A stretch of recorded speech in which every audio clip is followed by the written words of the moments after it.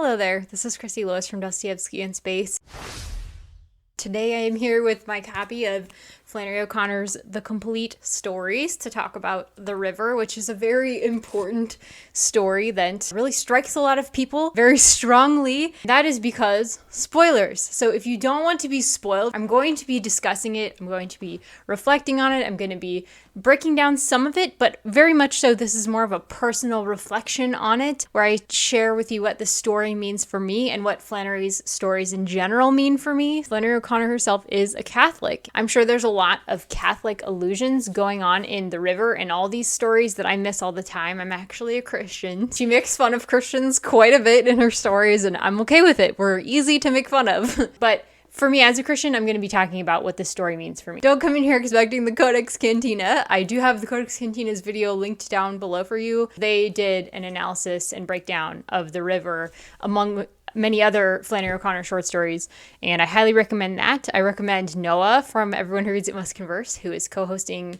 Flannery O January with me for his analysis and breakdowns, and as well Victoria Musical Bookworm as well as co-hosting Flannery O January with me, so please go subscribe to her as well. She is reading the short stories currently in her Discord, and she's been hosting some great discussion in there, so definitely go check out her Discord. It's linked down below. So without further ado, let's get into the river. What a story, am I right? So this story starts with a young boy who, I don't know his exact age. I don't remember it ever saying an age. He takes a bus by himself at one point in the story. So I'm picturing him 7, 8. But regardless, he's very, very young, who is living with a family that is clearly very neglectful of him. They do not care what he's doing, where he's going. They send him off with a babysitter so they can throw a party. He ends up going off with his babysitter. The babysitter is very childlike in a lot of her mannerisms. She doesn't seem to understand how to take care of a child because she brings the child to her house where he almost gets killed by a group of older children who trick him into getting run over and then chased by a pig. We know the pigs can be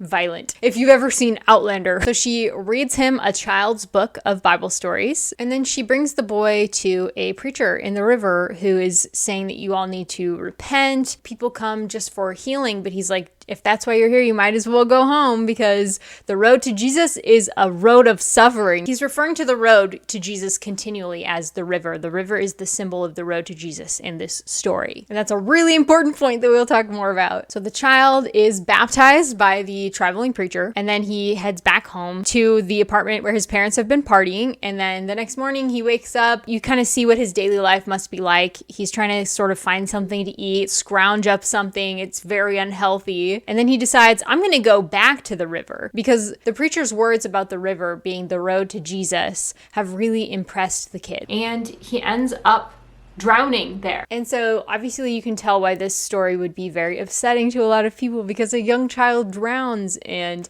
it's terrible. He dies of neglect, basically. So let's dig into it, shall we? One thing that I really appreciate about Flannery in all of her stories is that she really does not mind looking hard at life in her stories and not flinching. She sort of writes what she sees in one sense because she didn't consider her stories grotesque or horror in that sense of the word, even though a lot of people reading her stories feel that way about her stories. But she's like, I know these people, I talk with them, I get letters from them about my stories. And let me read you this quote. I am mighty tired of reading reviews that call a good man brutal and sarcastic. The stories are hard, but they're hard because there's nothing harder or less sentimental than Christian realism, which is true, and it points us to the real meaning of this story. Let's dig into it a little bit more to kind of get into what she might have been meaning with this story. She looks hard at life, and she has no illusions about it, but she also brings a sense of hope and grace. That's what she does in this story. That's what she does in so many of her stories, and that's why I love them. I love the appeal of really addressing the suffering in this world because you can't avoid it. With this boy, we see that he is in daily danger in the story. Not only is his babysitter almost letting him die also of neglect, just like his parents, he could pretty much starve in his home and his parents wouldn't notice. I mean, clearly there's not enough safeguards for this kid. Nobody really cares about looking out for him. And actually, in the very end of the story, there's this gentleman named Mr. Paradise who's been making fun of the Christian faith this whole time with the preacher and everything. He shows up at the river and he's got this giant peppermint stick and he's following the boy to the river, and then he goes and tries to find the boy in the river, and it compares him to the pigs that ran down the boy earlier. That's what the boy thinks when he sees the guy running after him in the river. He thinks it's like pigs chasing him, which is obviously an allusion to the story of Jesus casting demons into the pigs and the pigs running off the cliff and drowning in the water. So there's just multiple times in this story this kid is at major risk, and he's also neglected spiritually as well. They joked a lot where he lived. If he had thought about it before, he would have thought Jesus Christ was a word like oh, or damn, or God, or maybe somebody who had cheated them out of something sometime. So clearly he does not have any idea who Jesus is from his parents. And in general, he's just in all kinds of danger all the time. So chances are if he grew up much longer in this household, he would have grown up into a person just like his parents or all the people around him. However, in this story, we see that's not what is allowed to happen. He dies in his innocence shortly after being baptized and seeking Jesus in the river. More on that in a second. He learns who Jesus is from his babysitter. She reads him stories from the Bible. This is another action of grace through the story, aside from the fact that he dies in his innocence and is saved from all the spiritual danger of his situation, and as well as growing up into somebody to perpetuate the cycles of problematic behavior. The grace here is that even though this woman's faith is very babyish and not as grown as it should be if she's really been reading the Bible for like however long she said it was, like 30 years or something, she's been reading this Bible for children under the age of 12. Like clearly she is not as mature in her belief as she should be. And yet she's able to teach the boy the most important thing that he's ever learned in his life, which is Jesus. Who is Jesus? What is the most real thing in life? Jesus. And he actually recognizes very quickly when the preacher is talking to him that this is the one thing in life that he's met so far that wasn't a joke. It's very serious. Jesus is the most real thing ever. He had the sudden feeling that this was not a joke. Where he lived, everything was a joke. From the preacher's face, he knew immediately that nothing the preacher said or did was a joke. If I baptize you, the preacher said, you'll be able to go to the kingdom of Christ. You'll be washed in the river of suffering, son, and you'll go by the deep river of life. Do you want that? Yes, the child said, and thought, I won't go back to the apartment then. I'll go under the river. So he's seeking out the real. He's seeking out Christ instead of the situation where he's been living, which he recognizes is not a worthwhile or real place to be. It's a joke. Life is a big series of jokes to him because that's what's been modeled to him. That's what he's experienced. And so he's baptized. So symbolism. Flannery uses all kinds of symbolism in here. For example, like when they leave the highway to get to the river where he's baptized, they have to leave the well-traveled road to get to the river. It's like on a dirt path down into the forest. And he talks about how it feels like it's another land. But what I really want to dwell on here is that the colors are very important. When he talks about this a little bit in his video with Crypto from the Codex Cantina. But the color red is extremely significant in the story, and that's what I want to focus on. I think that's the most significant one because the preacher repeatedly says that the river is red like the blood of Jesus. There ain't but one river, and that's the river of life, made out of Jesus' blood.